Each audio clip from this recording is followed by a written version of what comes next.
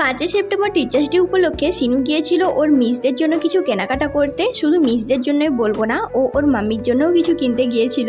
ও প্রতি বছরই এরম করে, ওর মিসদের জন্য কেনার আগে সবার প্রথম ওর মাম্মির জন্য কিছু কেনে।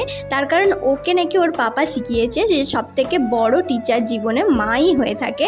তো এই জন্য ও প্রতি বছর আমাকে গিফট দেয়। তবে এই বছর ওকে আমি আগে থেকে বলেছি, না আমি পেন নেব, না আমি কাপ নেব। তো এই যে কাপটা হাতে দেখতে পাচ্ছ, এটা সিনু তার টিউশন মিসের জন্য নিয়েছে।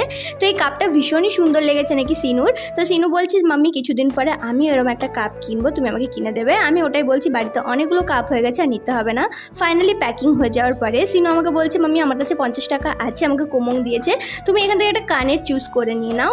তারপরে আমি অনেকগুলো কানে দেখছিলাম। ফাইনালি গাইস, আমি এখন যে কানেরটা পরেছি সেটা আমার ভীষণ পছন্দ হয়েছে। আর কানেরটা কিন্তু সুনীল পছন্দ করে দিয়েছে, তাই জন্য এত সুন্দর। কিছুদিনের মধ্যে আমার একটা জায়গায় যাওয়ার আছে, সেখানে যখন যাব আমি এই কানেরটা পরবো। তারপর সেই শাড়ির সাথে ম্যাচ হচ্ছিল না আমার কোনো কানের।